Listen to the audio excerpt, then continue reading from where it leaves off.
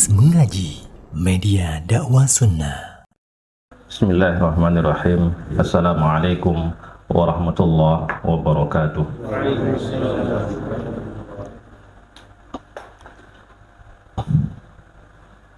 Innal hamdalillah nahmaduhu wa nasta'inuhu wa nastaghfiruh wa na'udzu billahi min shururi anfusina wa sayyiati a'malina. May yahdihillahu fala mudilla lahu wa may yudlil fala hadiya lahu. Asyhadu an la ilaha illallah wahdahu la syarika lahu wa asyhadu anna Muhammadan 'abduhu wa rasuluh. Allahumma shalli ala Muhammadin wa ala alihi wa ashabihi wa man tabi'ahum bi ihsanin ila yaumiddin. Faqala ta'ala ya ayyuhalladzina amanu taqullaha haqqa tuqatih wa la tamutunna illa wa antum muslimun. Wa qala ta'ala ya ayyuhalladzina amanu taqullaha wa qulu qawlan sadida yuslih lakum a'malakum wa yaghfir lakum dhunubakum wa may yuti'illaha wa rasulahu faqad faza fawzan 'azima. Amma ba'd, fa inna asdaqal hadithi kitabullah wa khairal hadyi hadyi Muhammadin sallallahu alaihi wasallam wa syarrul umuri muhdatsatuha wa kullu muhdatsatin bid'ah wa kullu bid'atin dhalalah wa kullu dhalalatin finnar. Bapak-bapak, ibu-ibu, saudara-saudari kaum muslimin rahimani wa rahimakumullah. Alhamdulillah, segala puji bagi Allah Subhanahu wa ta'ala atas segala limpahan nikmatnya kepada kita semua.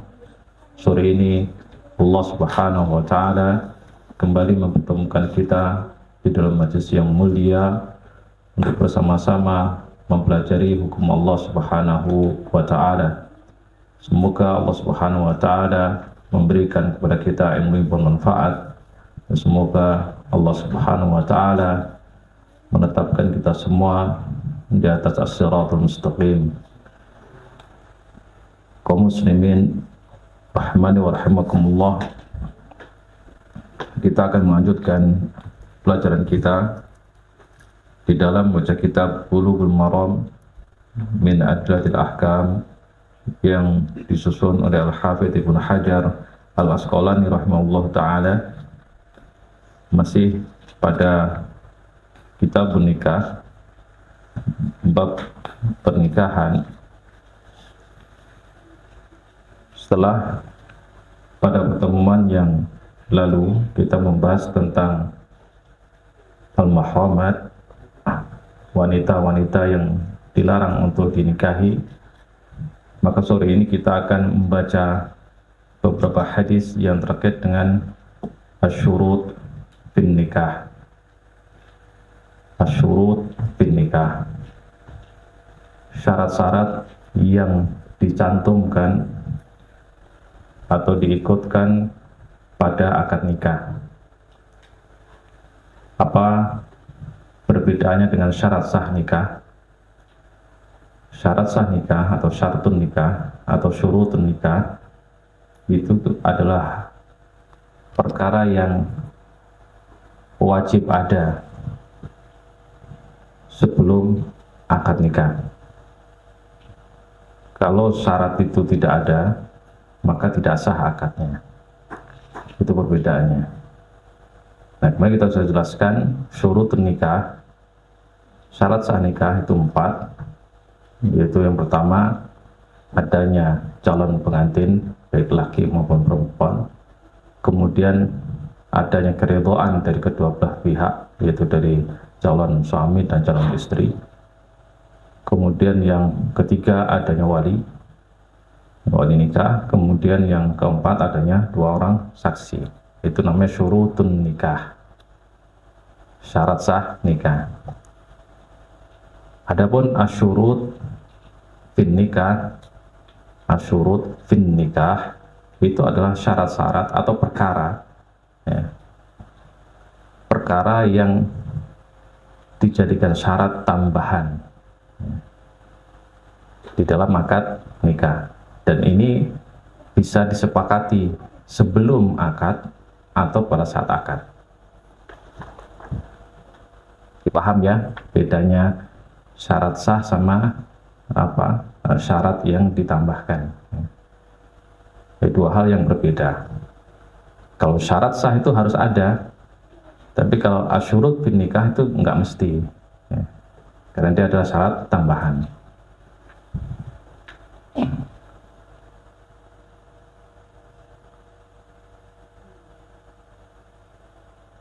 Di antara hadis yang terkait masalah asyurut bin nikah ini di dalam kitab kita ini, yaitu Bulughul Maram, Al-Hafidz Ibnu Hajar rahimahullah ta'ala memulainya dari hadis nomor 1015. Hadis nomor 1015. Hadis ini diriwayatkan oleh Imam Bukhari dan Muslim dari Abdullah bin Umar radhiyallahu anhu qala naha Rasulullah sallallahu alaihi wasallam 'anil shighar. Rasulullah sallallahu alaihi wasallam melarang akad shighar. Melarang akad shighar.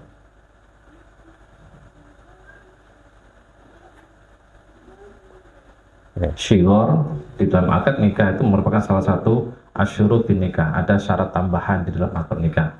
Seperti apa nanti kita jelaskan. Kita sebutkan dulu hadis-hadisnya.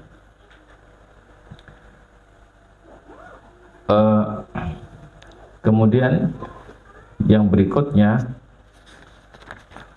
yaitu hadis nomor 1023. Hadis ini juga diriwayatkan Bukhari dan Muslim. Jadi beliau tidak menyebutkan hadis yang terkait asyurut bin nikah ini secara berurutan. Ini agak lompat-lompat. Pada hadis nomor 1023 yang diriwayatkan Imam Bukhari dan Muslim dari Uqbah bin Amir qala Rasulullah sallallahu alaihi wasallam inna ahaqqash syuruti ay wafa bihi mastahlaltum bihi al-furuj. Sesungguhnya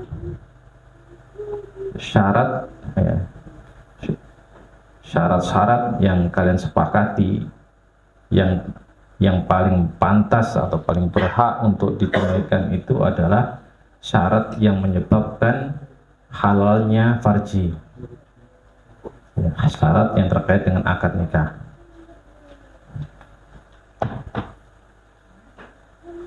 Kemudian hadis berikutnya, hadis nomor 1024 yang diriwayatkan Imam Muslim dari Salamah ibn al-Aqwa qala rakhasa Rasulullah sallallahu alaihi wasallam ama autasin fil mut'ah thalathata ayyamin thumma naha anha. Beliau mengatakan bahwa Rasulullah sallallahu alaihi wasallam pada hari Autos, jadi pada perang Autos, Autos ini daerah di Taif ya, satu lagi Taif sekarang, untuk akad mut'ah selama 3 hari. Kemudian beliau melarangnya. Kemudian pada hadis berikutnya, hadis 1025 yang diriwayatkan Bukhari dan Muslim dari Ali radhiyallahu anhu qala naha Rasulullah sallallahu alaihi wasallam 'anil mut'ah am Khaybar. Rasulullah SAW melarang nikah mut'ah, akad mut'ah pada perang Khaybar. Begitu pula yang hadis nomor 1026. Mirip ya, Nabi melarang tentang nikah mut'ah. Kemudian juga hadis 1027 itu terkait dengan larangan nikah mut'ah. Kemudian yang hadis nomor 1028 yang diriwayatkan oleh Imam Ahmad, Imam Nasa'i dan juga Imam Tirmidzi dengan sanad sahih dari Abdullah bin Mas'ud radhiyallahu anhu qala la'ana Rasulullah sallallahu alaihi wasallam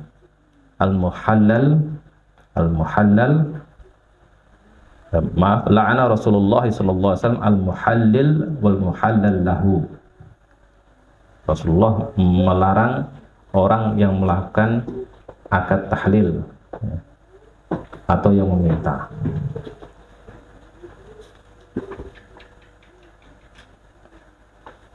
Kemudian hadis yang 1031 atau hadis yang terakhir dalam bab ini itu merupakan hadis yang menguatkan hadis yang tentang nikah tahlil tadi. Nah, ini beberapa hadis yang terkait dengan permasalahan asyurut bin nikah. Kita akan coba jelaskan satu persatu tentang permasalahan yang terkait asyurut bin nikah ini. Kaum muslimin rahimani wa rahmakumullah, hukum asal dari asyurut bil aqd, bil uqud, hukum asal dari syarat-syarat atau perjanjian-perjanjian, kesepakatan yang dicantumkan atau dibuat atau dilekatkan pada sebuah akad, apapun itu bentuk akadnya, baik itu akad jual beli, kemudian akad sewa, kemudian akad nikah, dan akad yang lainnya, itu boleh sah. Sebagaimana penjelasan dari Fadilatul Syekh Ibnu Utsaimin rahimahullah ta'ala, beliau mengatakan al-aslu fi syuruti fil uqud, asal dari syarat-syarat yang dicantumkan dalam akad as-sihah, sah, boleh, itu hukum asalnya. Hatta yakumu dalilun alal mana', sampai ada dalil yang menunjukkan larangannya. Paham ya sini ya? Jadi kita boleh membuat berbagai bentuk perjanjian, kesepakatan pada sebuah akad, akad jual beli, akad sewa, akad kerja, ya, akad nikah, ya. Boleh, nggak ada masalah, sampai ada dalil yang tegas yang menunjukkan itu nggak boleh.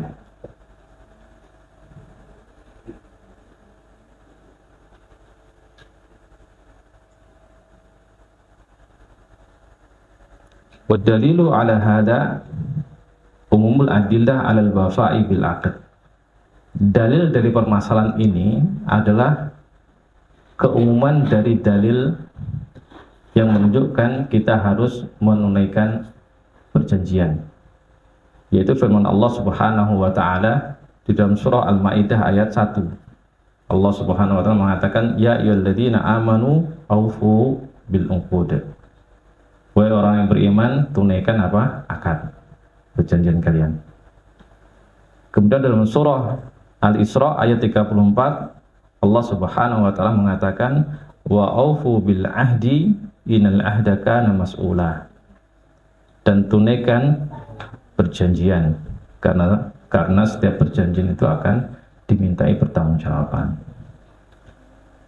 Ya. Setiap perjanjian yang kita buat akan dimintai pertanggungjawaban. Di dunia tentu oleh manusia, dan di akhirat tentu oleh Allah Subhanahu wa ta'ala. Apapun perjanjian kita, itu akan mas'ulan, akan dimintai pertanggungjawaban. Begitu pula sebagaimana sabda Nabi Shallallahu Alaihi Wasallam yang diriwayatkan oleh Al-Imam At-Tirmidzi, Rasulullah Shallallahu Alaihi Wasallam bersabda, al-muslimuna ala syurutihim, orang-orang muslim itu terikat dengan perjanjian mereka. Jadi kalau kita itu sudah mengikat perjanjian, ya nggak boleh kita ingkari. Karena kalau kita mengingkari perjanjian itu justru berarti kita kena penyakit nifaq. Karena di antara tanda kemunafikan itu adalah apa? Idza wa'ada khalafa. Apabila dia berjanji mengingkari dia. Seorang muslim dia terikat dengan perjanjian yang dia buat. Dia akan berupaya menunaikan perjanjian yang mereka sepakati.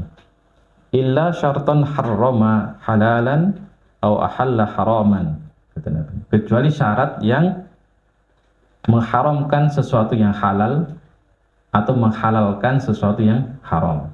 Nah, itu nggak boleh.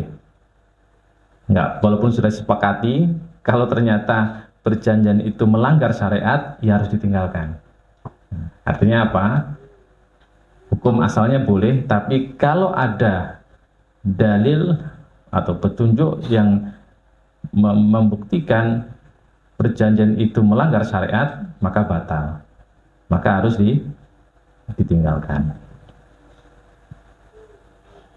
Nah, ini apa? Dalil secara umum seperti itu. Juga sebagaimana hadis yang diriwayatkan Imam Bukhari dan Muslim. Nabi juga mengatakan, man ishtarata syartan laysa fi kitabillahi fahuwa batil. Barang siapa yang membuat perjanjian, membuat syarat-syarat yang tidak ada atau tidak berdasarkan kitabullah, tidak berdasarkan Al-Quran, artinya melanggar syariat, fahuwa batil, maka itu batil, sebuah kebatilan. Wa ini ishtarata mi'ata syart, walaupun dia membuat syarat sampai 100, artinya berapapun syarat yang dia buat, kalau itu melanggar syariat maka salah, tidak boleh dikerjakan. Nah, kemudian yang terkait langsung dengan permasalahan kita sekarang, yaitu asyurut fin nikah, Nabi SAW telah bersabda secara khusus. Ini juga menunjukkan apa? Perhatian beliau terhadap asyurut fin nikah, syarat-syarat yang dilekatkan, diikutsertakan di dalam akad nikah. Apa kata beliau dalam hadis yang diriwayatkan Bukhari dan Muslim? Beliau mengatakan, ahaqqu syuruti an tufu bihi mastahlaltum bihil furuj. Syarat-syarat yang paling wajib, yang paling harus kalian tunaikan itu adalah syarat yang menjadikan farji itu menjadi apa? Halal. Artinya yang menjadikan seorang wanita yang sebelumnya haram menjadi halal. Itu apa? Berarti ini kan pernikahan, akad nikah. Maka ketika kita membuat sebuah perjanjian tertentu di dalam akad nikah, maka itu sesuatu yang besar, sesuatu yang penting. Walaupun mungkin sekilas dia itu remeh-temeh gitu, sekilas. Tapi apapun yang kita buat di dalam sebuah perjanjian dengan orang lain, apalagi ini dengan calon istri atau nanti sudah menjadi istri kita, maka ini sesuatu yang harus menjadi perhatian dan ditunaikan, tidak boleh dilanggar.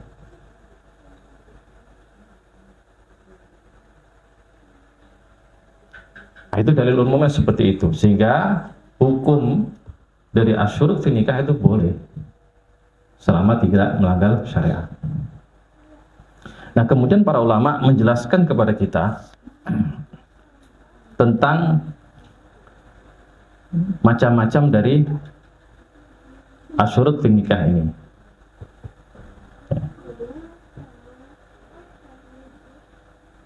Seperti misalnya Fadilatul Syekh Shalih Al-Fauzan hafidhahullah ta'ala dalam kitab beliau Al-Mulakhas Al-Fiqhi menjelaskan kepada kita bahwa asyurut fi nikah ini terbagi menjadi dua kelompok. Ya, ada dua jenis. Wa ya tanqasimu ila qismain, sahih wa fasid. Asyurut fi nikah itu ada dua.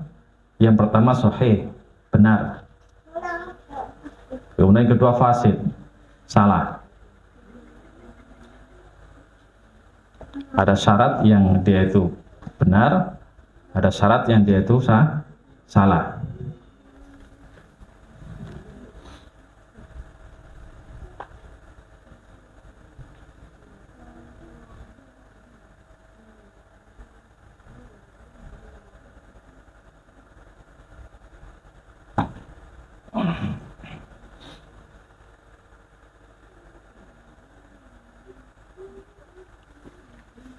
Kemudian setelah itu beliau memberikan contoh kepada kita yang terkait dengan asyurut as-sahihah, syarat-syarat yang diperbolehkan atau benar.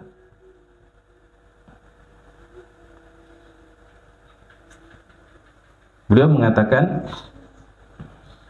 wa minasyurutis sahihah fin nikah idza syaratat alaihi alla yatasarra aw la yatazawwaju 'alaiha fa in wafa wa illa falahal fasah. Dan di antara contoh syarat-syarat yang diperbolehkan untuk ditambahkan atau dicantumkan dalam akad nikah, baik itu sebelum akad atau pada saat akad, adalah apabila seorang wanita mensyaratkan kepada calon suaminya bahwa dia mau menikah dengan laki-laki tersebut dengan syarat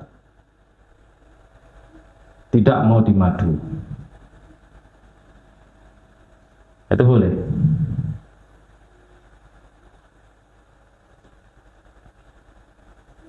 Misalnya ada seorang wanita, dia dilamar, kemudian dia bilang, ya saya bersedia, tapi dengan syarat.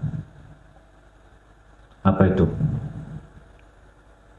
Setelah menikah, abang, mas, nggak boleh nikah lagi. Aku nggak mau dimadu. Abang, mas nggak boleh poligami.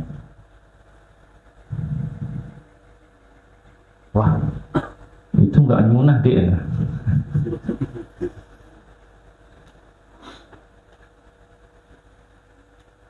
Nggak nyunahnya dari sisi mana, Bang? Bingung dia. Dari bingung dia. Kan asyurut fi nikah kan boleh.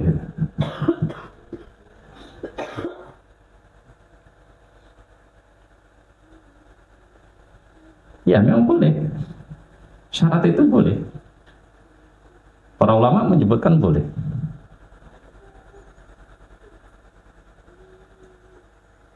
Sebagaimana yang dikatakan oleh Fadlatul Syekh Al-Fauzan Hafizahullah Ta'ala.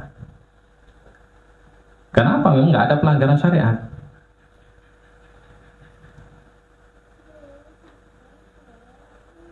Poligami itu bukan sesuatu yang wajib. Poligami bukan sesuatu yang wajib. Kemudian poligami itu adalah hak dari laki-laki. Sehingga kalau seandainya yang bersangkutan menggugurkan haknya, ya selesai masalah. Nggak ada sama sekali yang dilanggar di situ.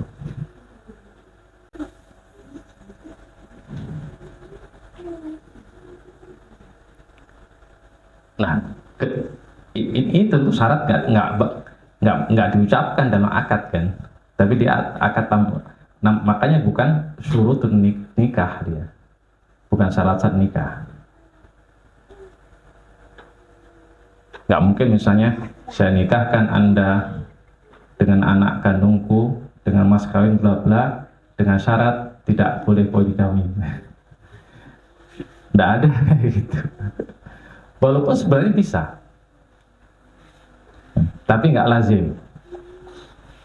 Karena asyurut fi nikah itu memang bisa ditambahkan pada saat akad.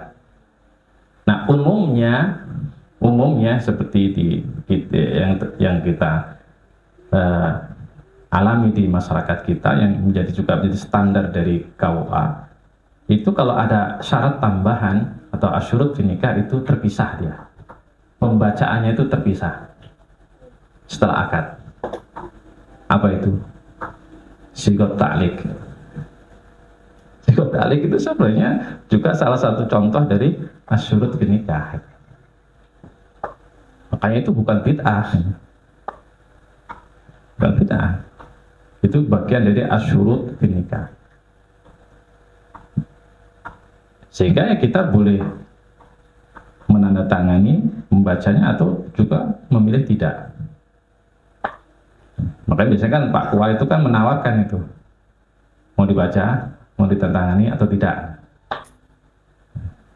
Tapi karena pada umumnya dibaca ditandatangani, ya dibaca ditangani gitu aja. Padahal itu adalah sesuatu yang harus menjadi perhatian kita. Apa isi dari sigot tarik tadi? Karena itu bagian dari perjanjian kita dengan istri. Sehingga kalau ada yang dilanggar dari sigot tarik tadi, maka istri berhak untuk menggugat. Maka istri berhak untuk memfasah, membatalkan pernikahan. Tidak talak ya, kalau talak itu kan laki-laki. Tapi kalau istri dia khulu namanya. Mengajukan gugatan ke pengadilan, kemudian pengadilan misalnya mengabulkan, maka terjadilah apa fasad pembatalan pernikahan.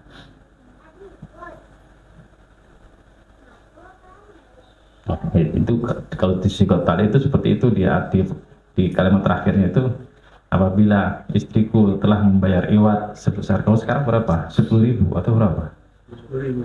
Iya, 10.000. Maka jatuh talak satu, nggak salah gitu. Ya, kayak gitulah, mirip-mirip gitu.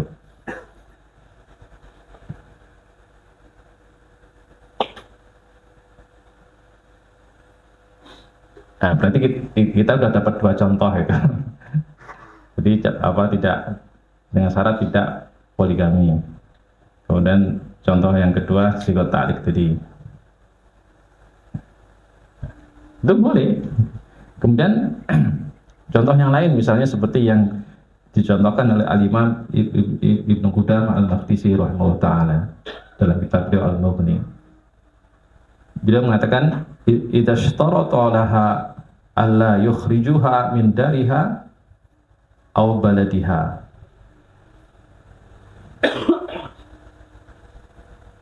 aw la yusafiru biha aw la yatazawwaju 'alaiha fahada yulzimuhu al-wafa' bihi. Bahkan Al-Imam Ibnu Qudamah juga tegas mengatakan bahwasanya apabila seorang wanita itu mensyaratkan suaminya sebelum akad nikah itu tidak poligami, maka boleh. Ya, itu dari zaman dulu para ulama seperti itu.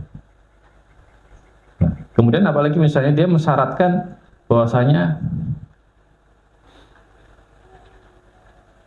dia tidak mau keluar dari kampungnya. Ya, ada seorang laki-laki dia melamar, kemudian wanita tersebut mengatakan, saya bersedia dengan syarat saya nggak mau pindah dari Bengkalis. Anda harus tinggal di sini selamanya.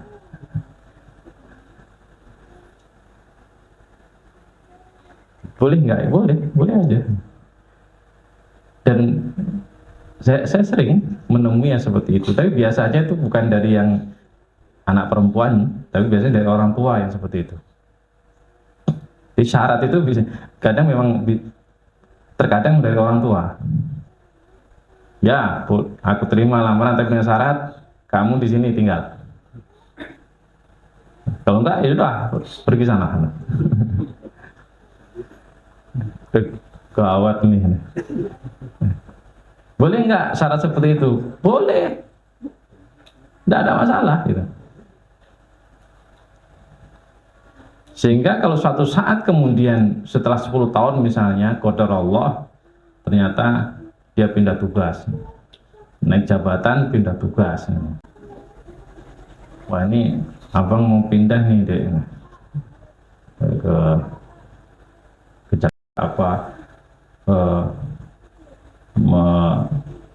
merawat orang tuanya, mungkin tinggal ibunya saja, kemana-mana ibunya dibawa, walaupun dia masih lajang, jadi dia kemana itu. Nah, pada saat dia menikah, maka dia katakan kepada calon istrinya, saya sudah tertarik dengan Anda dan sudah sepakat kita semua kita akan menikah. Tapi ada satu syarat yang akan saya tambahkan. Apa itu? kemanapun saya pergi, ibu saya bersama saya. Nggak ada tawar-tawar. Kemana saya pergi, ibu saya ikut. Gimana nanti mau? Ya pokoknya begitu. Mau nggak kamu? Kalau nggak, saya cari calon istri yang mau. Ini Masya Allah, ini anak lagi gini. Luar biasa. Berbaktinya pada orang tua, sehingga ibunya itu dijadikan syarat.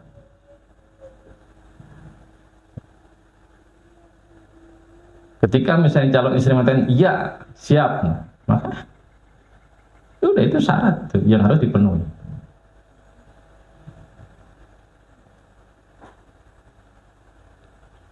Ini diantara apa bentuk-bentuk syarat yang boleh. Juga misalnya apa, kata Fadilatul Syekh Shalih Fauzan, walau syaratat ziyadatan fi mahriha.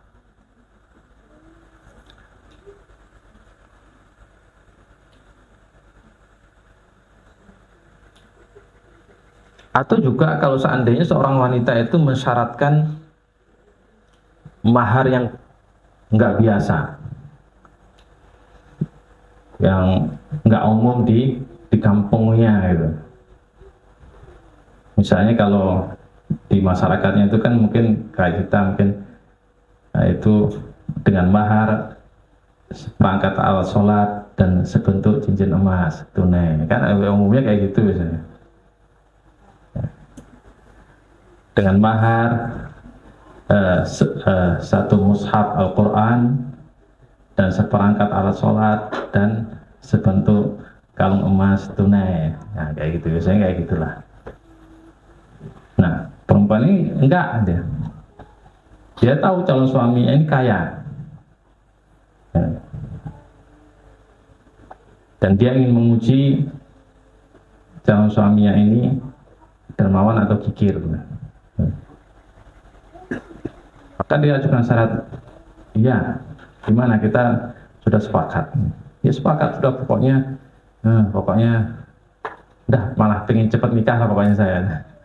Boleh, nggak ada masalah, tapi dengan syarat saya nggak mau mahar kayak yang lain-lainnya, seperangkat alat sholat dengan sebentuknya, satu mushaf Al-Quran, seperangkat alat sholat ya, tapi ada tambahan, apa itu? 50 hektar kebun sawit.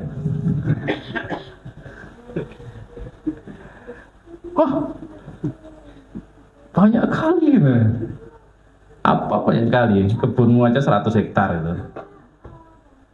Nama istri kan separuhnya kan cukup.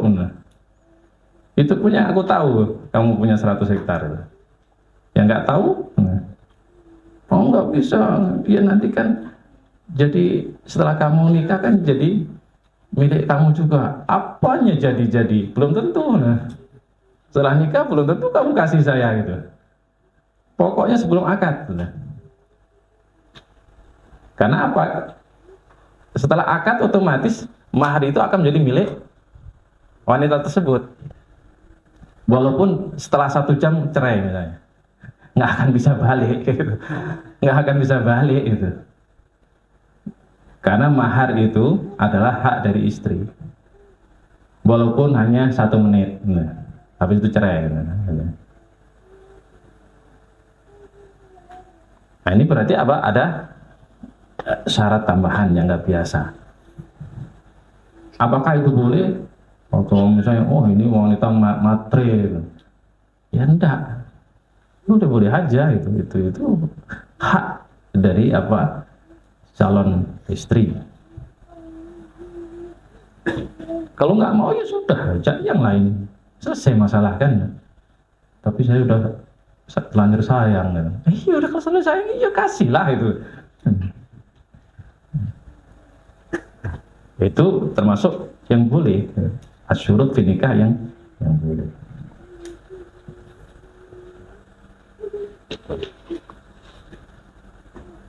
Kalau antum sudah terlewat ya nanti untuk anak-anak antum kayak gini ilmu ini.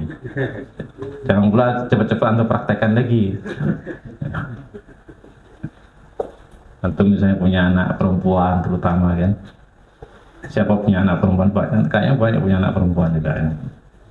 Nah, itu bisa jadi pertimbangan.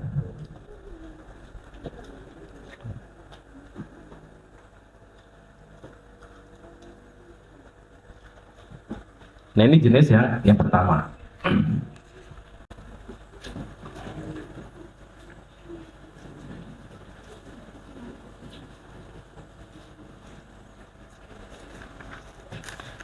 Kemudian jenis yang kedua dari asyurut nikah ini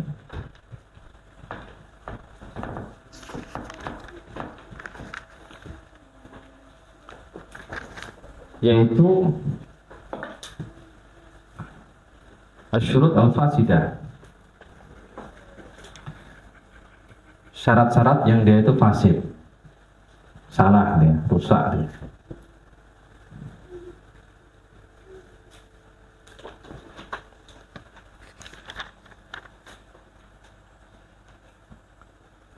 Untuk syarat yang fasidah ini, syarat yang salah ini, dia ada dua macam, yaitu asyurut al-fasidah tubdilul aqd, syarat yang fasidah yang membatalkan akad nikah. Dan yang kedua, asyurut al-fasidah la tufsidun nikah, syarat yang fasidah tapi tidak membatalkan akad. Jadi syarat fasidah itu ada dua, ada yang membatalkan akad, begitu itu dibuat maka batal akad itu otomatis.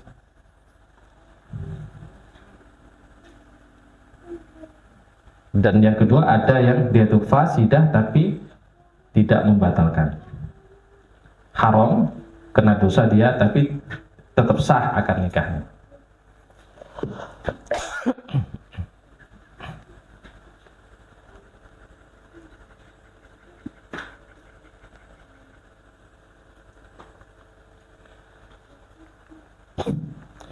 Nah, saya mulai dari yang asyurut al-fasidah la tufsidun nikah, syarat yang fasidah tapi tidak membatalkan akad. Contoh yang pertama, seorang wanita ketika dilamar oleh seorang laki-laki, dia mengatakan kepada laki-laki tersebut, ya saya bersedia Anda nikahi, tapi dengan syarat Anda harus menceraikan istri Anda.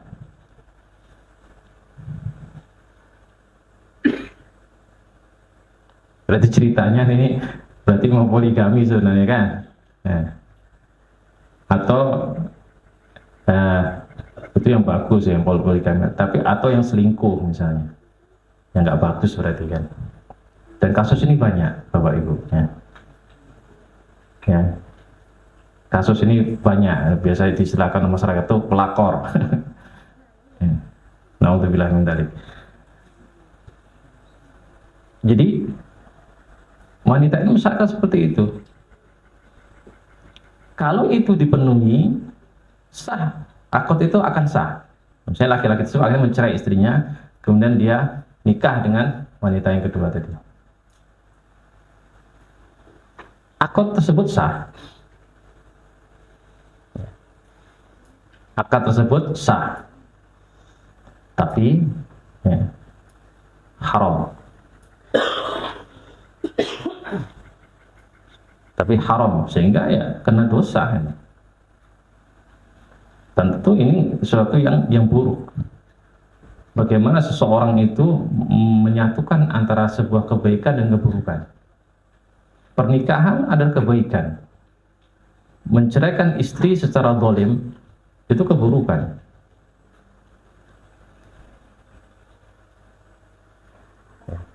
Menceraikan istri secara zalim, mengapa dikatakan zalim? Karena permintaan dari wanita yang kedua gitu.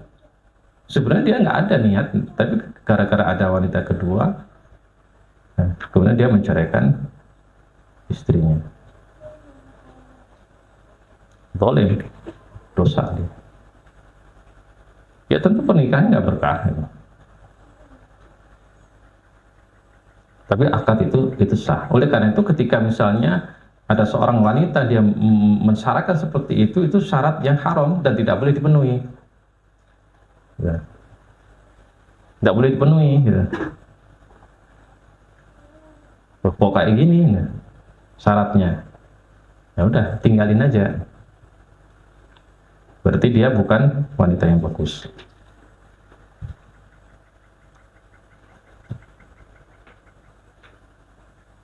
Dan ini banyak terjadi kasus seperti ini.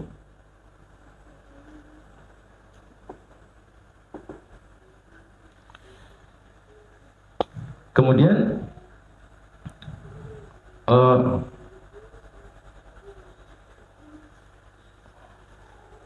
contoh yang kedua dari syarat yang fasidah ini, asyurul fasidah, akan tapi la tufsidun nikah, tidak membatalkan akad nikah, yaitu misalnya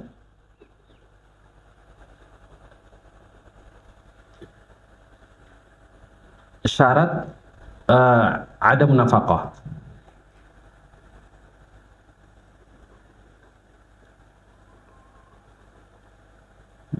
Dan ini tentu dari pihak laki-laki biasanya mensyaratkan. Misalnya ada laki-laki dia melamar perempuan dan keduanya sudah saling setuju, sudah saling senang, dan kebetulan perempuannya ini kaya, memang dari luar keluarga kaya, istilahnya kalau dia nggak kerja pun tetap bisa hidup. Gitu. Nah kebetulan laki-laki ini agak males. Gitu. Akhirnya dia membuat syarat gini, Dek, saya bersedia nikahi kamu. Alhamdulillah mas, ayo kapan? Tapi dengan syarat, Dek, apa itu?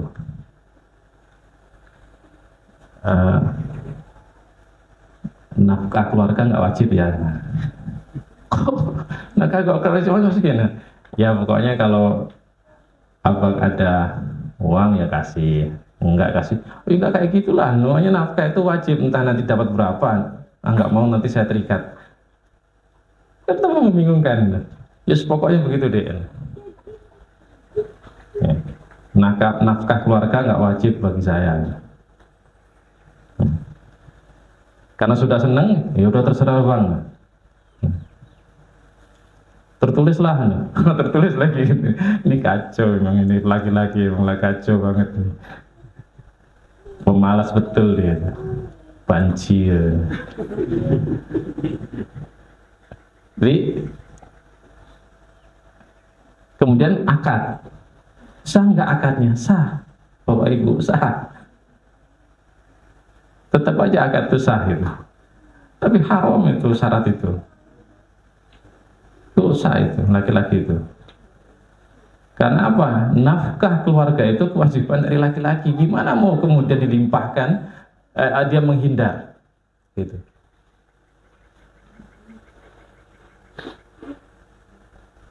Siapa nantinya akan bertanggung jawab terhadap nafkah dari istri dan anak-anaknya nanti? Siapa? Padahal Allah mengatakan apa? Wa 'alal mauludi lahu rizquhunna wa kiswatuhunna bil ma'ruf. Dan wajib atas siapa? Al maulud lahu. Al maulud lahu itu ayah itu, atau suami. Rizquhunna wa kiswatuhunna bil ma'ruf. Untuk apa? Memberi makan, memberi pakaian pada istrinya, pada ibu anak-anak, ya istrinya gitu. Bil ma'ruf, dengan baik. Kewajiban. Ar-rijalu qawwamun 'alan nisa. Laki-laki itu pemimpin bagi laki-laki.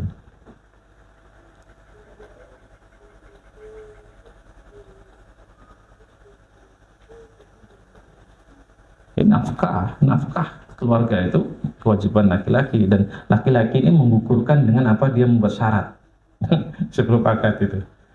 Ini haram. Dia fasid nih syarat ini. Tapi la tufsidun nikah, tidak membatalkan akad. Gitu.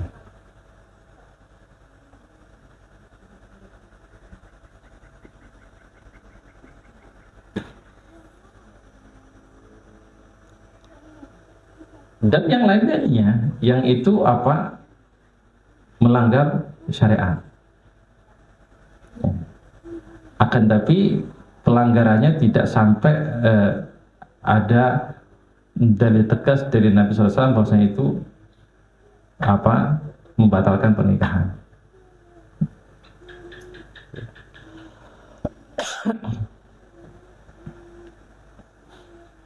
Jadi sifatnya itu adalah mengurangi kesempurnaan pernikahan. Kayak tadi minta istrinya diceraikan, itu kan mengurangi kesempurnaan. Jadi sebuah pahala yang besar dari pernikahan, sebuah kebahagiaan, kerukunan dari sebuah pernikahan. Kok sudah diawali dengan pertengkaran, kezaliman. Nah, begitu pula dengan tadi tidak mau memberikan nafkah. Atau misalnya lagi, ini ada juga kayak gitu. Saya mau nikah dengan Anda, tapi apa? Saya nggak mau jadi satu dengan ibumu. Ibumu cerewet banget. Ini kacau ini. Walaupun misalnya akad sah aja, tapi ngaco ini orang. Bagaimana dia mensyaratkan yang untuk memutuskan hubungan dengan orang tua, gitu. Atau paling nggak mengurangi kebaktian seorang anak kepada orang tuanya. Ada nggak ada loh bapak ibu yang kayak gitu. Na'udzubillah min dzalik. Nggak boleh itu, haram syarat seperti itu. Dan lain-lainnya semisal. Ya. Dari syarat-syarat yang melanggar syariat. Apa kata Nabi Shallallahu Alaihi Wasallam? Kullu syartin laisa fi kitabillah fahuwa batil. Setiap syarat yang melanggar kitabullah, melanggar syariat, fahuwa batil, maka itu salah. Nah, kemudian bentuk yang kedua dari syarat yang fasid, jadi asyurutul fasidah, itu adalah yang dia itu membatalkan akad nikah, ya, tubtilul akad, yang membatalkan nikah. Ini kalau ini cuma 3 dia, nggak banyak seperti yang saya jelaskan tadi, yang tidak membatalkan. Jadi yang syarat yang fasidah yang bisa otomatis atau langsung membatalkan akad nikah. Jadi begitu syarat itu dibuat, ya otomatis batal. Akad itu batal, gitu loh. Akad nikahnya yang batal itu.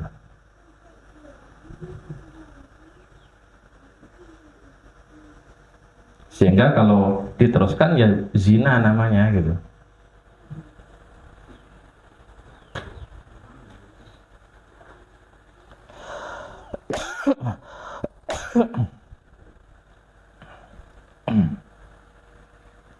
Apa aja itu? Yang pertama, yang tadi, yaitu syigor pakai shin, shin tebal. Ya, Abdullah bin Umar mengatakan, naha Rasulullah SAW an-syigor. Rasulullah SAW beliau melarang asyigor, melarang asyigor. Apa itu syigor? Fadilatul Syekh Al-Fauzan hafizullah ta'ala mengatakan, syigor itu adalah ayyuzawwijahu mauliyatahu bisyar ayyuzawwijahu al-akhar mauliyatahu wala mahra bainahuma. Sumya syigaran min asy-syuhur wa huwa al-khulu min al-iwad. Uqil sumya syigaran min syaghar al-kalbu idza rafa'a rijlahu liyabul.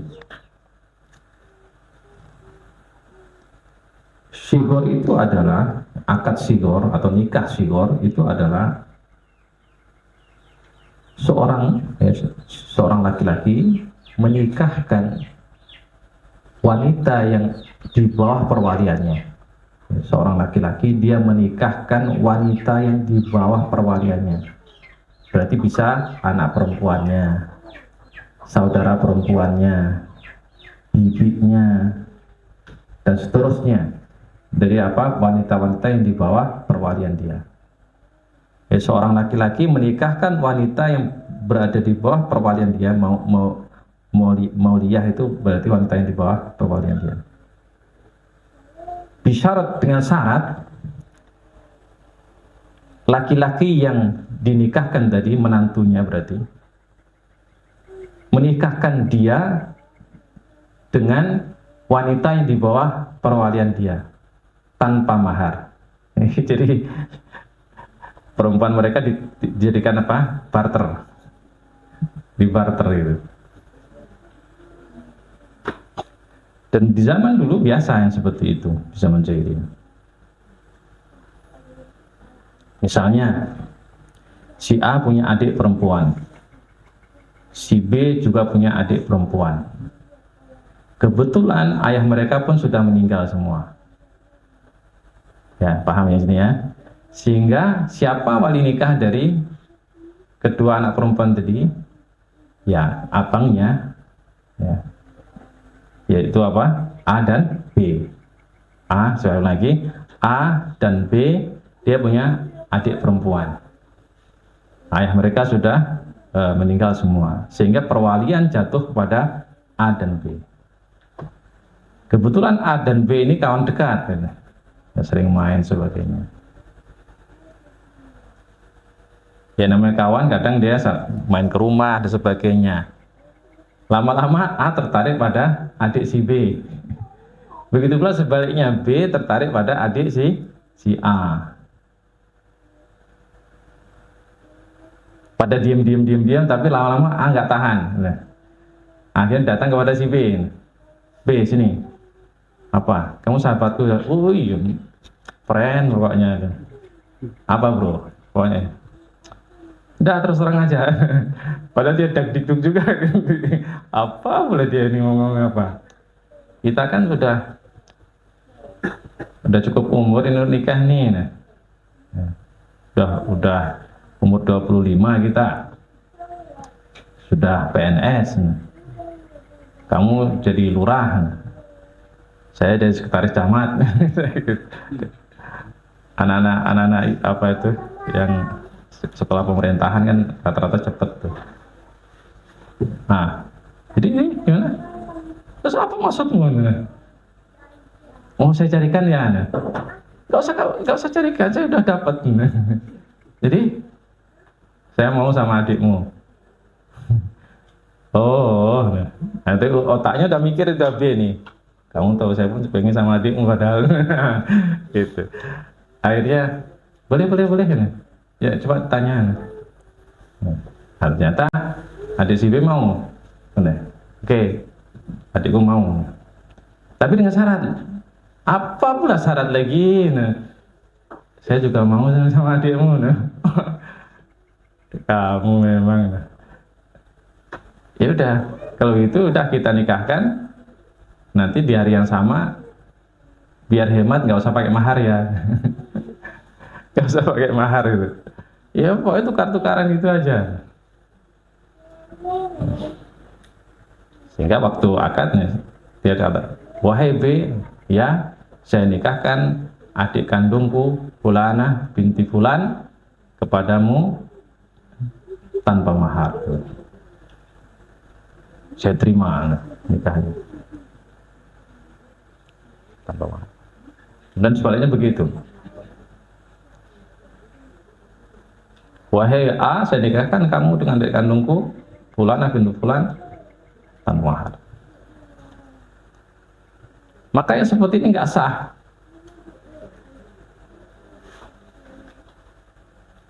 Ini namanya syighar. Tukar menukar apa? Perempuan namanya. Jadi perempuan itu kayak jadikan objek dagangan. Makanya dikatakan syighar. Yang mana syighar itu maknanya adalah al-khulu minal iwad, tanpa mahar. Atau para ulama sebagian mengatakan syigor itu dari kata-kata syagharul kalbu, yaitu anjing sedang kencing gitu. Mengapa dibuat seperti itu, dimiripkan dengan anjing? Ya karena buruk, sesuatu yang buruk, menjadikan perempuan sebagai objek dagangan, jadi barang tukar untuk kepentingan tertentu. Di zaman dulu biasa, di zaman sekarang pun sebenarnya ada juga praktek-prakteknya seperti itu, tapi mungkin lebih halus, lebih halus.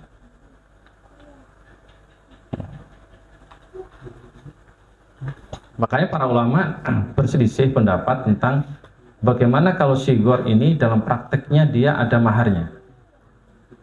Apakah tetap dikatakan syigor? Maka sebagian ulama mengatakan ya itu mutlak, seperti Fadilatul Syekh Ibnu Baz mengatakan iya, syigor itu tetap dikatakan syigor apabila kedua belah pihak mensyaratkan ya adanya pertukaran perkawinan tadi, walaupun ada mahar, walaupun ada mahar.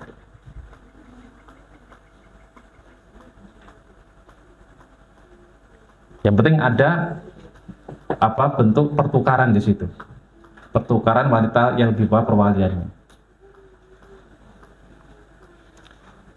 Akan tetapi kalau seandainya kasusnya adalah kedua belah pihak itu menikah dengan wanita yang di dalam perwalian mereka, tapi tidak sengaja, gitu, tanpa menjadi sebuah syarat, maka itu tidak mengapa, gitu.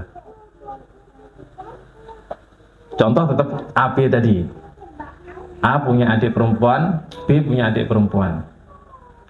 Kemudian A seneng sama adik perempuan B, datang kepada si B. B, saya pengen nikah itu sama adikmu, jangan dipersulit ya. Belum apa-apa sudah bilang jangan dipersulit, saya persulit malahan, janganlah gitu. Ya makanya minta baik-baik. Ayo kita tengok dulu mau nggak adik. Nah ternyata mau, ya udah kapan menikahi, urus dulu. Setelah urus, sebulan lagi ya. Nah setelah itu akad, yang menjadi wali nikahnya siapa? B. Wahai A, ya saya nikahkan adik kandungku Fulanah bintu Fulan kepadamu dengan mahar bla bla bla bla, dibayar tunai, saya terima nikahnya, selesai. Nah berhenti dari sini, berarti kan nggak ada persyaratan sama sekali nih. Jadi berarti si A menikah dengan adiknya si B, walinya B. Kemudian pada saat walimah tentu keluarga datang, ya kan? Nah, si A bawa adiknya, ketemulah adik si A ini dengan si B. Ini namanya juga walimah, kan berdandan. Padahal udah dipisah ini udah dipisah, tapi namanya juga ya pandangan mata itu kan nggak bisa dikendalikan gitu. Nah, terlihatlah adik si A ini si B kan, Masya Allah. Akhirnya selang seminggu datang dia ke A, aku pengen nikah juga. Oh ya, saya carikan, nggak perlu adikmu. Emang kamu ngapa nggak dari dulu? Ya namanya juga cintanya baru kemarin tumbuh gitu. Akhirnya menikahlah si B dengan adiknya si A. Tapi ini kan nggak ada persyaratan sebelumnya gitu. Ganti A yang menikahkan. Sekarang aku yang jadi wali A, B itu. Wahai B, ya, saya nikahkan adik kandungku Fulanah dulu kepada. Kemudian yang kedua, yang syarat yang fasid yang membatalkan akad nikah, yaitu akad tahlil, muhallil, nikah muhallil.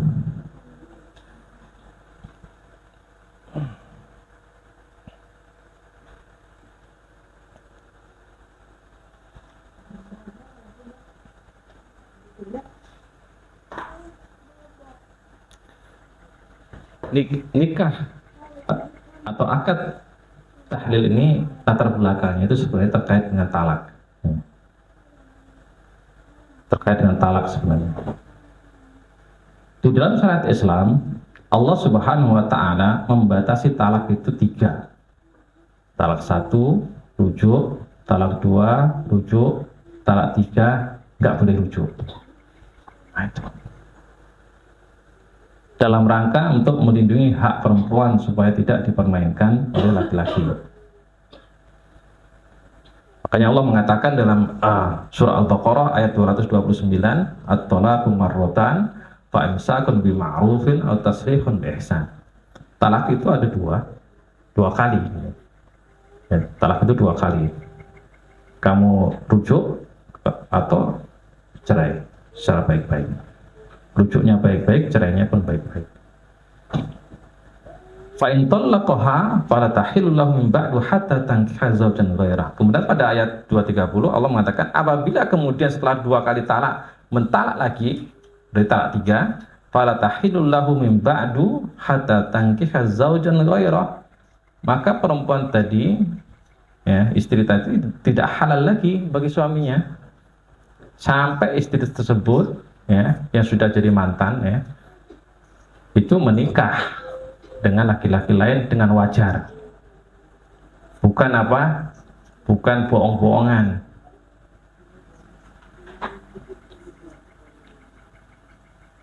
Nah, inilah yang kemudian diakali oleh sebagian orang supaya dia halal lagi, tetap halal walaupun sudah talak 3, dia tetap bisa rujuk kepada istrinya, maka dibuatlah akad muhalil tadi, menghalalkan apa, talak 3 tadi. Dan ini terjadi di zaman Nabi Shallallahu Alaihi Wasallam, yaitu terjadi pada sahabat Nabi yang bernama Rifa'ah Al-Qurazi dan istrinya, terjadi talak 3, terjadi talak 3. Tapi ternyata keduanya masih sayang, kan?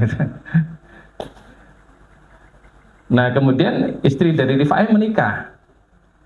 Setelah menikah, maka istri dari Rifa'ah ini mendatangi Nabi sebenarnya ingin supaya diceraikan, ya, dengan suami yang keduanya, dalam rangka supaya dia bisa rujuk dengan Rifa'ah, kan? Maka dia menyebutkan kepada Nabi bahwasanya annahu la ya'tiha, bahwasanya suami keduanya itu tidak menggaulinya. Maka fahima Rasulullah SAW. Maka Rasulullah paham ini main-main nih. Rasulullah paham, ya ini main-main, ini tahlil nih. Ini sebenarnya mau balian nih sama Rifa'ah sebenarnya. Maka apa kata Nabi? Lah, nggak bisa kayak gitu. Hatta taduki usailatahu wa yaduqa usailatak. Nggak bisa sampai kamu betul-betul berhubungan suami istri wajar itu. Kamu menikmati madu suami yang kedua itu dan sebaliknya, gitu. Wajar.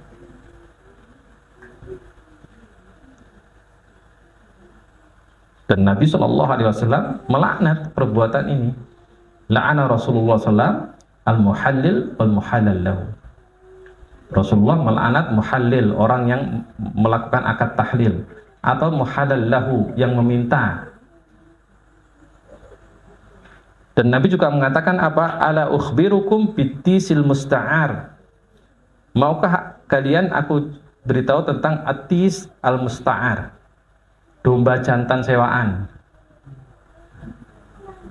Kaget, para sahabat kaget. Apa itu ya Rasulullah? Huwa al-muhallil, yaitu dia itu laki-laki muhallil, yang dia membuat akad tahlil yang menyebabkan apa? Seorang wanita yang sudah talak 3 bisa balik ke suami yang pertama. Itu namanya domba jantan sewaan.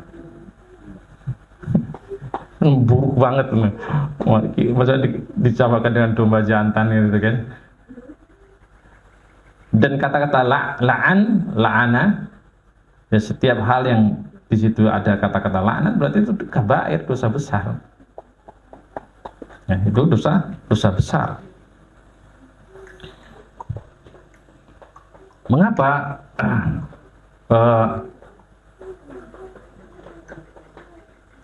nikah muhalil ini menjadi sesuatu yang sangat buruk seperti itu? Bahkan Fadratul Syekh bin Baz mengatakan wahada min akbahil batil wa huwa zanin fil ma'na. Ini adalah perbuatan yang paling buruk dan secara makna itu dia itu berzina. Walaupun tidak berhubungan badan, karena nggak berhubungan badan sebenarnya, hanya akad aja. Tapi dia menyebabkan apa? Rusaknya hukum Allah Subhanahu Wa Taala. Nah ini yang menjadi permasalahan. Allah itu sudah membatasi talak itu 3. Ada aturan yang jelas. Masalah talak ini aturan sangat jelas.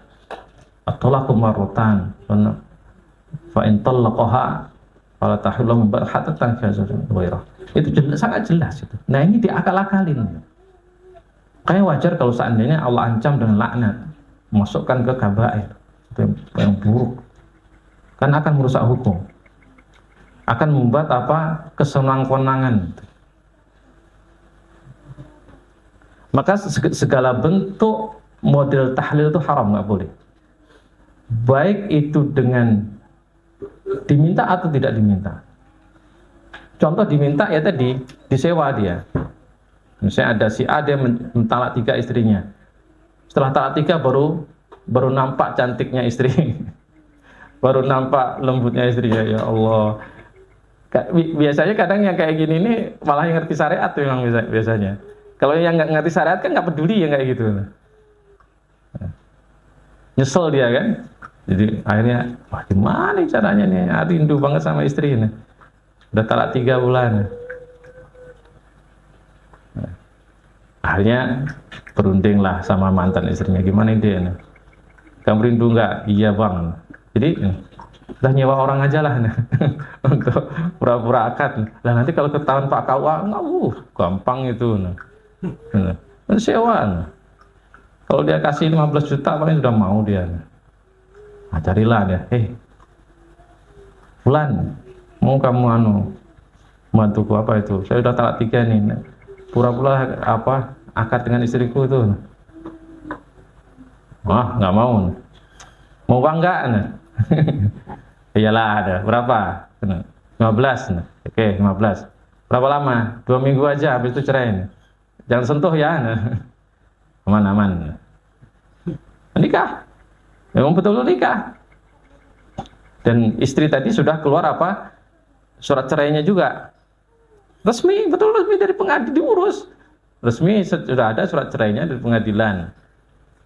Nah, laki-laki ini kebetulan duda.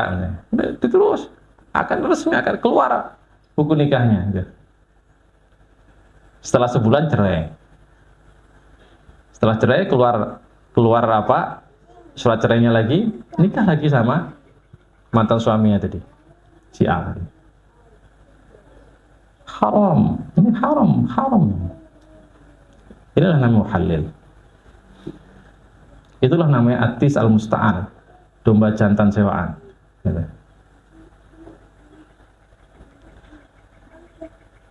Itu diminta. Ada juga yang nggak diminta, justru niatnya menolong. Ini nggak boleh, juga nggak boleh.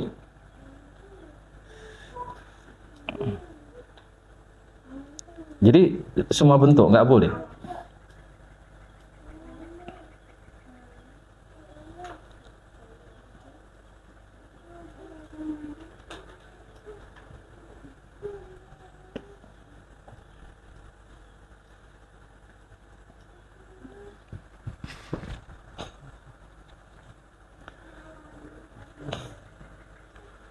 Contohnya misalnya apa?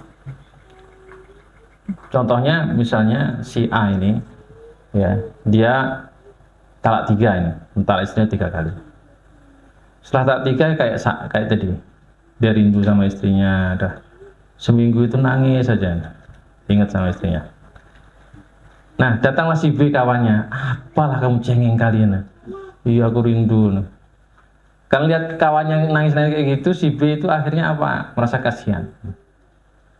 tanpa sematan si A, si B ini berinisiatif untuk menghalalkan.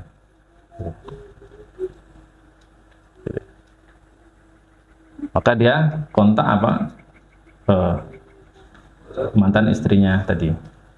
Kasihan itu sama suami itu, nangis terus tiap hari ini, kamu tinggal. Iyalah bang, saya pun sebenarnya kasihan juga, saya pun rindu juga. Ya terus gimana? Ya gimana, udah talak 3 gimana? Aman tuh. Nanti kita nikah aja. Nikah gimana bang? Ngawur aja. Pura-pura gitu. Pura-pura, nanti walaupun sudah resmi, tapi nanti kalau sudah keluar semuanya nanti saya cerai. Habis itu kamu kembali. Setuju nggak? Abang yang ngatur. Yalah bang. Baru datang lagi ke A. Gini gimana? Kamu mau nggak? Yalah abang. Menurut yang penting saya bisa balik ke istri saya. Akhirnya B menikah dengan istri dari A tadi, mantannya tadi. Dalam rangka apa? Menolong loh ini loh. Betul-betul menolong. Nggak disewa dia. Dan memang nggak diapa-apain juga. Ya cuma akad aja. Tapi ini juga termasuk muhalil, haram, dosa besar ini. Merusak hukum Allah ini. Jadi segala bentuk tahlil itu nggak boleh. Makanya apa kata Al-Imam Ibnu Qayyim rahimahullah ta'ala, waqad tahaqqaqat ghayatuha fatarattabat 'alaiha ahkamuha. Jadi apabila segala bentuk tahlil itu sudah dilakukan dan mencapai tujuan, yaitu untuk menghalalkan wanita yang talak 3 tadi dengan mantan suaminya yang mentalak dia tadi, maka hukum tahlil itu berlaku padanya, apapun itu bentuknya.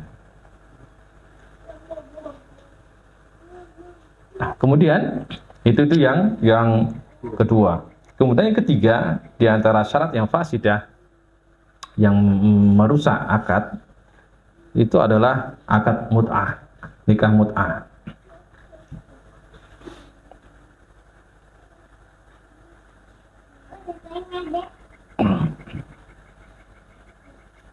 Ijma para ulama, sepakat para ulama bahwa nikah mut'ah itu batil dan akadnya itu nggak sah.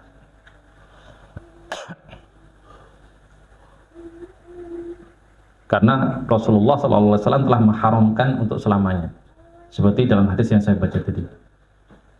Ya, seperti dalam hadis yang saya baca pada hadis nomor 1027. Apa kata Nabi Shallallahu Alaihi Wasallam? Inni kuntu adintu lakum fil istimta' minan nisa. Dulu aku halalkan bagi kalian nikah mut'ah. Tapi sebenarnya nggak lama-lama. Yaitu ketika safar ya, ketika para sahabat itu dalam ekspedisi perang ya. Itu pun kayak misalnya di perang Autos itu 3 hari aja dibolehkan. Itu karena kebutuhan. Daripada tentara itu ngawur, akhirnya mendolimi wanita-wanita yang sepanjang jalan, mending dinikahkan walaupun sementara. Dengan nikah kontrak atau mut'ah. Nikah mut'ah itu sama, dia kayak prosedurnya sama. Ya ada wali, ada saksi, ada mahar. Yang membedakan dengan nikah yang biasa itu adalah di situ ada syarat waktu. Sebulan, 3 hari, setahun. Jadi akadnya saya nikahkan, wahai fulan, saya nikahkan anak kandungku misalnya denganmu dengan mahar bla bla bla selama 1 tahun. Nah, itu namanya mut'ah, nikah mut'ah. Haram selama. Dulu pernah dibolehkan katanya. Tetapi itu pun tidak bebas, yaitu untuk orang-orang yang ada tugas di jalan dia. Tidak untuk orang mukim. Setelah itu Nabi SAW mengharamkan selamanya dengan sabda beliau, wa innallaha qad harrama dzalika ila yaumil qiyamah. Maka Setelah itu sesungguhnya Allah Subhanahu wa taala telah mengharamkan nikah mut'ah itu sampai hari kiamat selamanya. Itu adalah hukum yang terakhir. Ya biasa di zaman Nabi masih hidup kan model syariat kan seperti itu. Kadang pengharamannya itu bertahap. Ya kayak khamr lah gitu.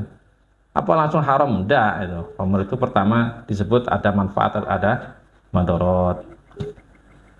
Kemudian setelah itu kamu jangan mabuk ketika menjelang sholat. Jadi kalau tidak menjelang sholat kan boleh berarti kan. Ya memang begitu. Awalnya begitu. Sampai akhirnya rijes kan. Khamr itu najis. Haram. Apakah kemudian yang tingkatan yang sejarah yang kedua pertama tadi itu kemudian dijadikan dalil? Enggak gitu. Oh jangan mabuk sebelum pokoknya menjelang sholat jangan mabuk. Ya nggak bisa lagi karena udah haram total itu. Begitu pula masalah mut'ah seperti itu. Di akhir hukum Nabi Sallallahu Alaihi Wasallam itu haram.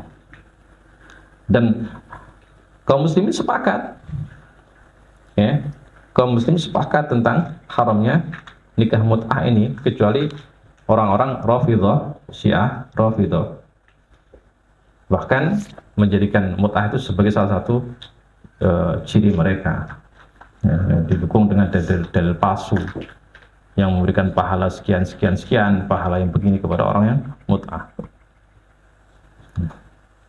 Tetapi kaum muslimin secara umum mengatakan itu batil.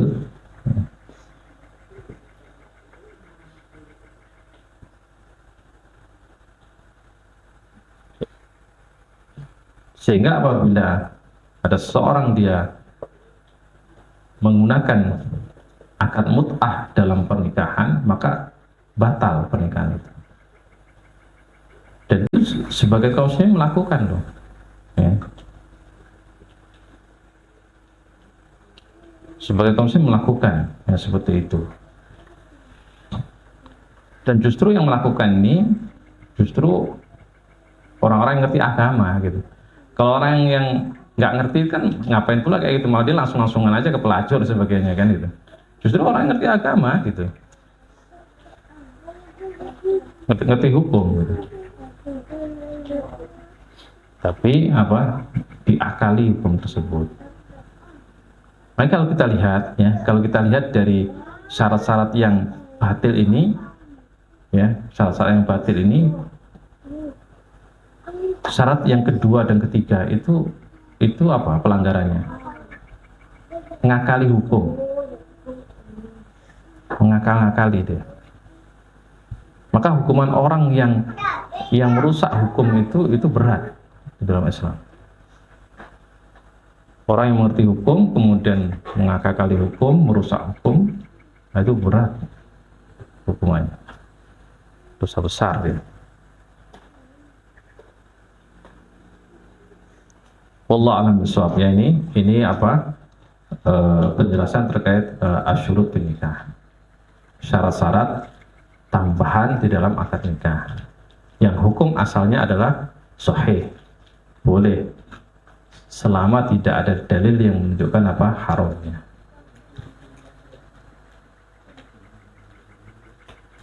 Dan di antara syarat yang haram yang bisa membatalkan akad, ya, bisa membatalkan akad nikah tiga saja, yaitu akad syighar, akad tahlil, kemudian akad mut'ah. Wallahu a'lam bishawab. Demikian yang bisa saya sampaikan. Ada yang perlu tanyakan Bapak Ibu? Ya. Mengenai tahlil tadi Ustaz. Tahlil bukan tahlil. Ya. Kalau tahlil pakai h, ya, itu tahlilan la ilaha illallah. Nah, kalau ini tahlil pakai h, ya. Tahlil. Ya. Bukan tahlil. Nah, nanti salah baca antum, Ustaz mengatakan tahlil nggak boleh, nanti kacau. Tahlil, ya.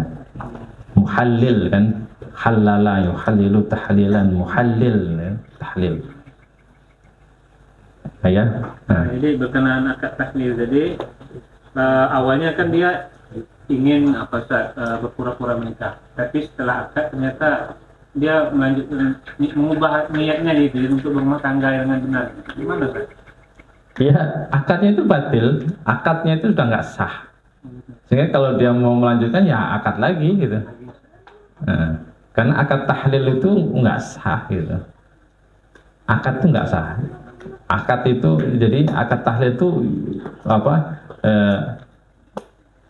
Yufsidu al-akad atau yufsidu nikah. Sehingga kalau seandainya setelah, misalnya bisa aja kejadian seperti itu, pulang kamu nikahilah mantanku itu. Nah setelah akad malah jatuh cinta dia kan, enggak lah saya enggak mau ceraikan lah gitu. Nikah ulang maksudnya. Nikah ulang gitu. Karena akad nikahnya sendiri itu sudah batal dia. Sama dengan akad syigor tadi. Sama dengan mut'ah gitu. Misalnya setelah mut'ah ternyata senang gitu. Ada perbaiki lagi akadnya. Karena akad syigor, akad tahlil, akad mut'ah itu semua batil dia. Fasad dia.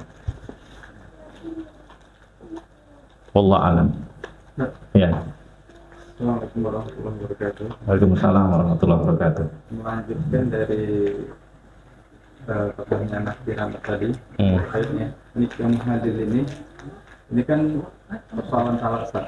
Nah, saya pernah dengar bahwasanya talak itu tidak berlaku apabila dia dijatuhkan dengan emosi. Itu apa benar, Pak? Karena tidak ada talak dengan emosi, itu bagaimana, Pak? Kadang kan seseorang suami itu menjatuhkan itu karena suatu kekesalan, dia meluapkan sebuah emosi, tercetuslah kata-kata itu. Apakah itu sah atau bagaimana, Pak? Ya, soalnya nanti akan saya jelaskan lebih detail pada bab talak. Tapi kurang lebih begini. Talak ketika dijatuhkan oleh seorang laki-laki, seorang suami dalam kondisi emosi atau marah, maka sah talak tersebut. Ya, sah. Karena tidak ada seorang itu menjatuhkan talak dalam keadaan senyum-senyum atau hatinya damai-damai. Nggak bakal, dia mesti akan sayang. Itu ngomongnya, nggak mungkin talak gitu. Pasti seseorang ketika dia mentalak mesti dalam keadaan apa? Emosi, nggak seneng, marah gitu. Pasti itu. Waktu kira-kira bahagia, seneng-seneng, ada terpikir sama antum mentalak istri. Saya tanya ini beneran nih. Hah? Lagi bahagia ayam adem gitu ya. Ada terpikir, oh nah, besok saya talak istriku. Anda bakal kayak gitu. Pasti dalam keadaan nggak seneng gitu, nggak seneng, emosi, marah gitu. Makanya setelah talak itu apa yang terjadi? Nyesel gitu. Ngapain saya kemarin gitu. Nah, sebentar, ini kan belum masalah, itu kan cara itu kan, itu caranya. Nah, sebentar. Jadi walaupun dalam keadaan emosi, marah itu tetap akan jatuh talak. Kapan dikatakan marah atau emosi yang tidak membuat talak itu jatuh? Yaitu ya ghalab.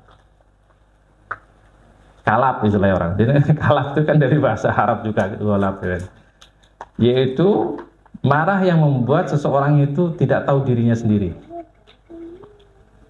Kayak orang gila.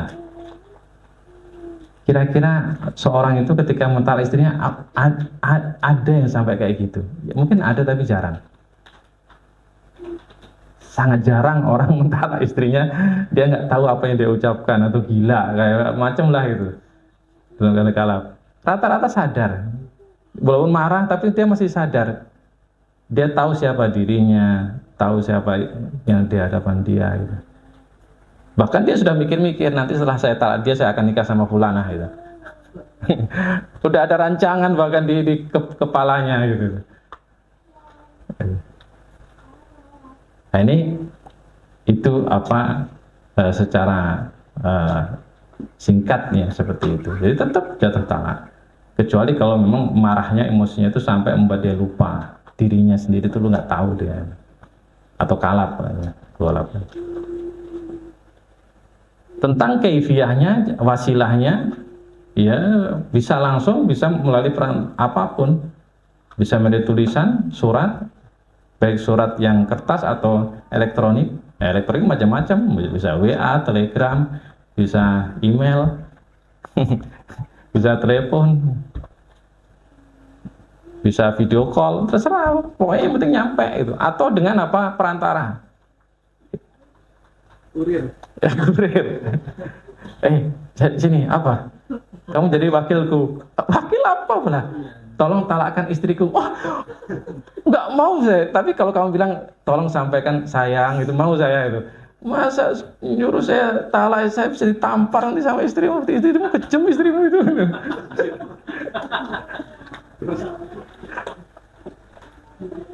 Jadi seperti itu. Gitu ya. Tadi ibu gimana tadi? Yang WA tadi? Aku Ustaz tadi kira-kira selesainya aku. Enggak tahu bukan juga. Berarti udah terjawab ya? Berarti nggak boleh Ustaz. Apanya nggak boleh? Lewat WA. Ya boleh. Ya? Maksudnya dicerai juga gitu. Sah caranya. Sah. Loh.